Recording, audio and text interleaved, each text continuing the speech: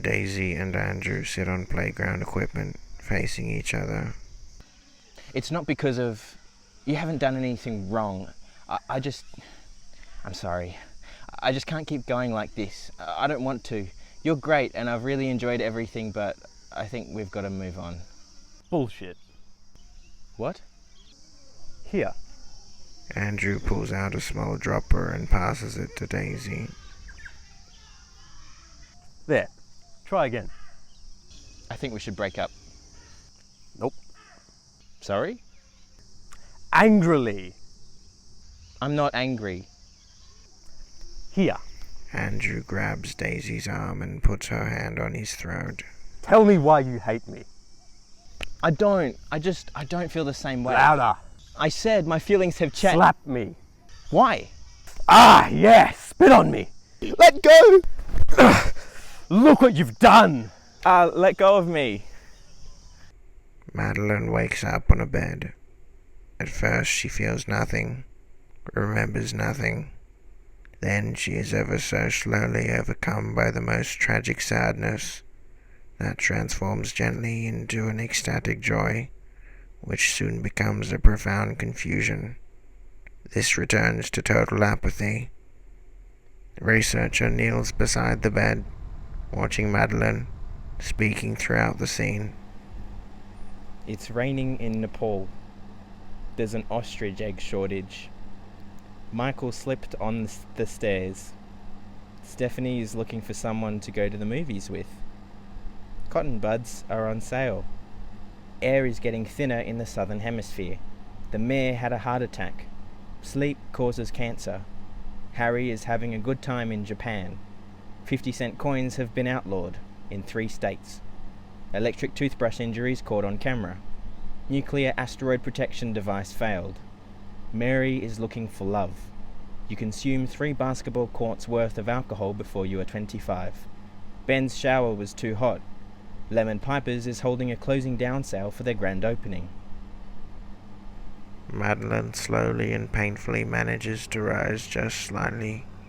She reaches a hand towards the researcher's face, but it is too far away. Madeline sits up just enough to lean over to a glass bowl of blue water. A close-up of Madeline's face with low opacity is overlaid throughout this scene. Penny wipes her hand all over Madeline's face, who is blank-faced and unresponsive. Lonnie steps up from behind the counter, which has a sign, "Learn to speak or us." Hello, who was first? Christoph enters the store, flanked by Christopher. I was. I've been here for... Louder! Huh? Christoph prods Christopher. Louder! Louder!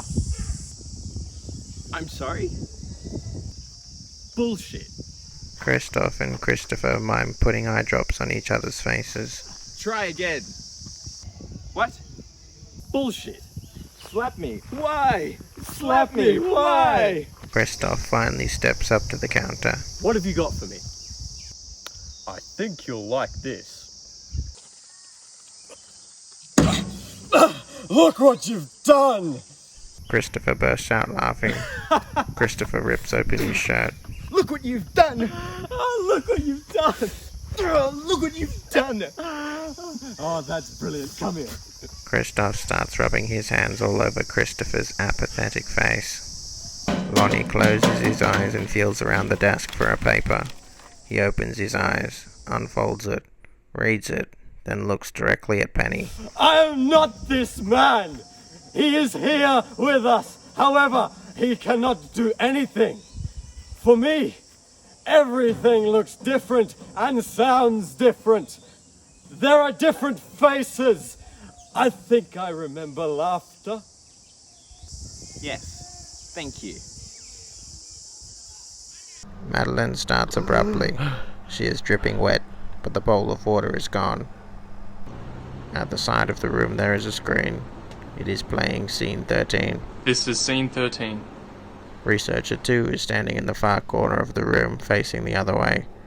Madeline watches the monitor for a moment. I'm going to show you how to manifest wealth in 5 days. Hi, excuse me. I was just... Does that have to be on? The researcher turns around fully. He is wearing a lab coat the same as the other researcher and has a massive maniacal grin which never fades. He stares at Madeline. Are you okay? Is the other person... Where'd she go? The researcher points at the monitor. Yes, that. The researcher moves his finger to his lips, a direction to hush. He points again to the monitor, and as he does, the video abruptly jumps to a clip of someone saying, You need to calm down. What? The researcher points again to the monitor. You're hysterical. No, I'm perfectly fine. The researcher flicks a switch on the wall. Madeline faints out like a light. The following scene's to be presented in 4:3 aspect ratio. Hey Darwin, we've just had a crash on the Stewart Highway. Barton here was the driver. Barton, what happened? I hit an unmoving sedan coming the other way. Traffic's going to be slow well into the evening as this gets cleaned up. Remember to adjust your departure times as necessary.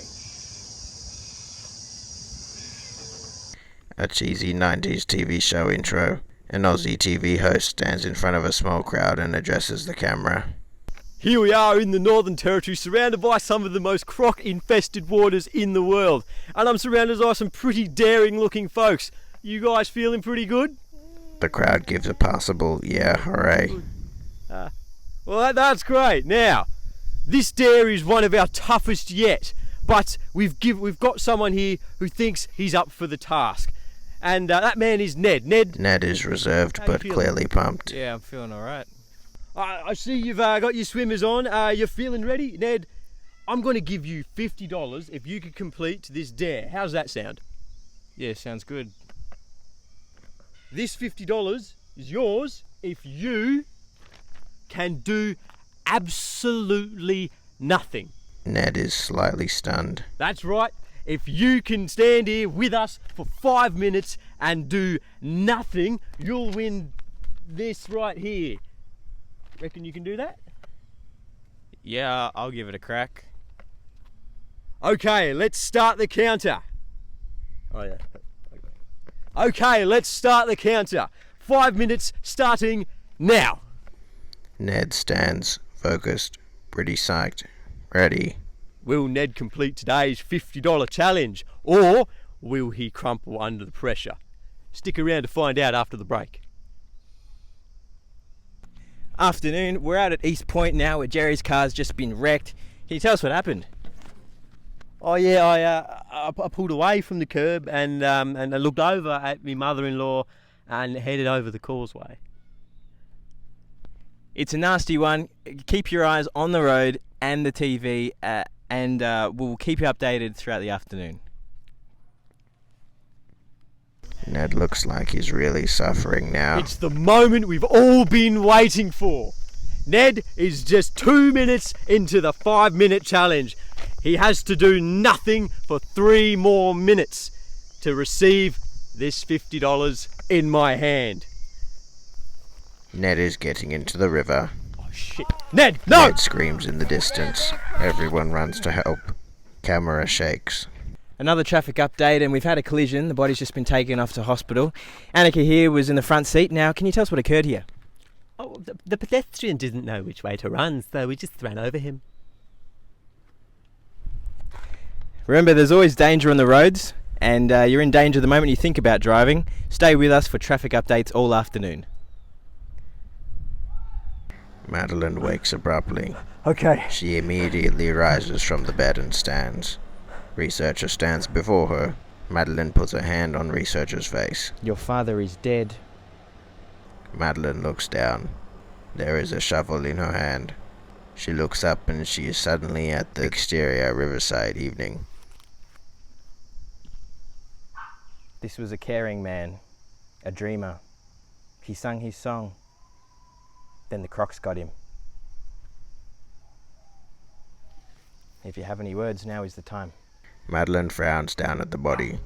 She tries desperately to remember some words. Look what you've done! Almost immediately she looks ashamed. That's not appropriate. I know. I'm sorry. I couldn't think of anything else. I'm sorry. Madeline sticks the shovel into the earth and begins to dig. In the final shot, she is alone with the body. The researchers are gone now. A world of color smashes through space at the speed of light. In the middle of it all, the detective. He is awake, alive, rocketing, ready for what's next. End.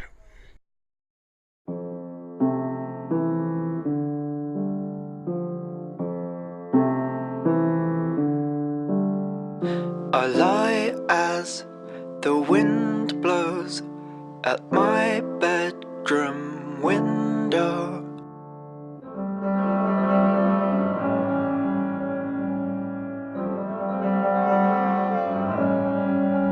If I look out, I might see the stars shining brightly.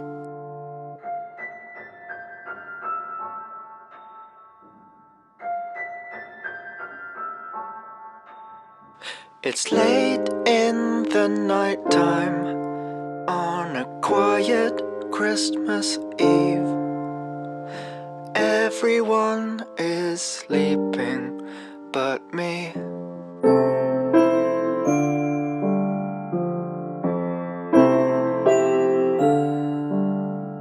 I listen, transfixed, to the clock as it ticks.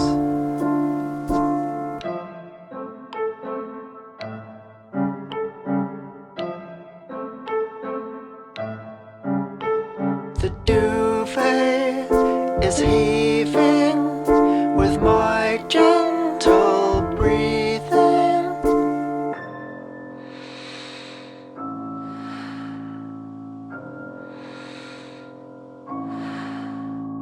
It's late in the nighttime on a quiet Christmas Eve. Everyone is sleeping but me. It's late in the nighttime on a quiet Christmas Eve. Everyone is sleeping but me. Everyone is sleeping but me.